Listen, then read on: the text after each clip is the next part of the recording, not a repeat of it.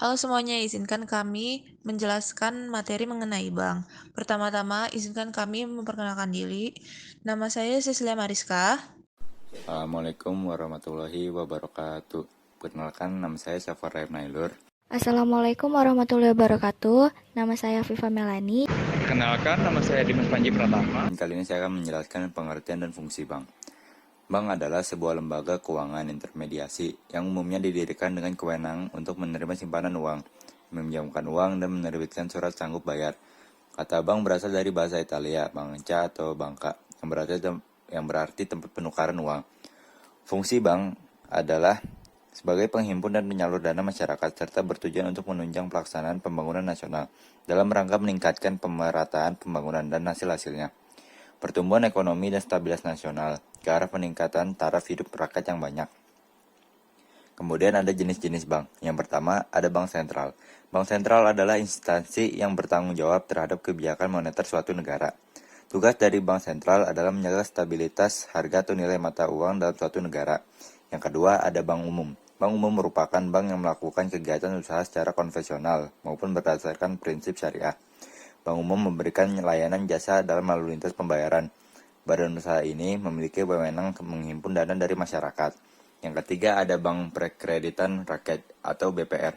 BPR adalah salah satu jenis dari bank yang hanya menerima simpanan dalam bentuk deposito, berjangka, tabungan, atau bentuk lainnya yang dipersamakan.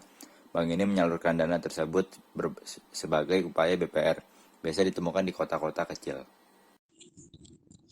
Jenis bank selanjutnya adalah bank milik pemerintah. Di sini, modal hingga akta pendiriannya dimiliki oleh pemerintah, sehingga keuntungan yang didapatkan bank juga menjadi milik pemerintah. Bank milik swasta tidak seperti bank milik pemerintah. Saham dari bank milik swasta dipegang oleh individu atau lembaga tertentu yang memiliki kewarganegaraan Indonesia. Selanjutnya bank asing. Kepemilikan dari bank ini dipegang oleh pihak asing atau luar negeri di Indonesia. Biasanya jenis bank ini terdapat di Indonesia merupakan cabang dari bank dari luar negeri. Bank ini pun dikelola oleh swasta maupun pemerintah asing. Jenis bank selanjutnya adalah bank milik campuran, di mana saham dari bank ini dipegang oleh pihak luar dan dalam negeri, sehingga pemilik saham dari bank campuran ini merupakan pihak asing dan pihak swasta nasional. Bank investasi. Bank investasi adalah lembaga keuangan yang berfokus menciptakan modal untuk perusahaan hingga pemerintah. Fungsi utama dari bank ini yaitu sebagai perantara dalam melakukan transaksi keuangan yang kompleks. Selanjutnya ada produk bank. Produk bank sendiri ada 5 macam, yaitu yang pertama tabungan.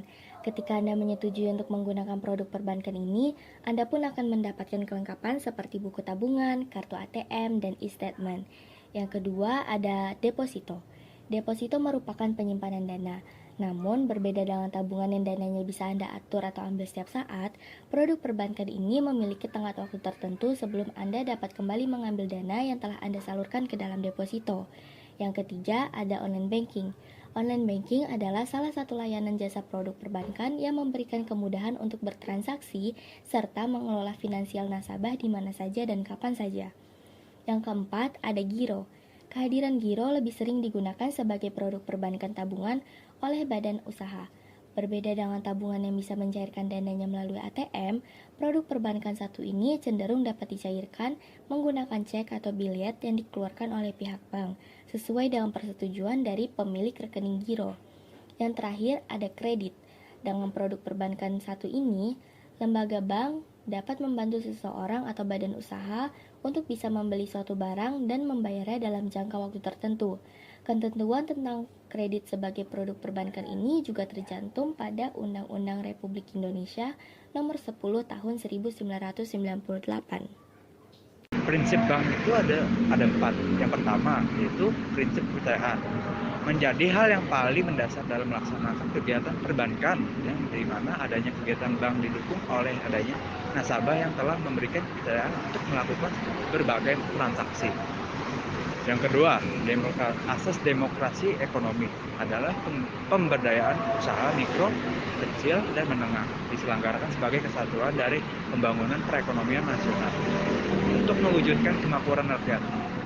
Yang ketiga, asas kerahasiaan, yaitu asas bimbingan dan konseling untuk menuntut kerahasiaan segenap data dan keterangan tentang peserta didik atau klien yang menjadi sasaran layanan, yaitu data atau keterangan yang tidak boleh dan tidak layak diketahui orang lain.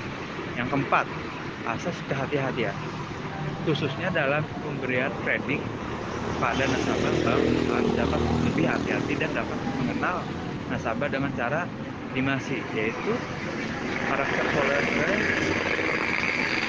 capacity, capital, dan condition of economic. Sekian presentasi dari kami. Jika ada kurang, kami mohon maaf yang sebesar-besarnya. Semoga apa yang kami sampaikan berguna bagi diri kami dan banyak orang pada khususnya. Sekian, terima kasih.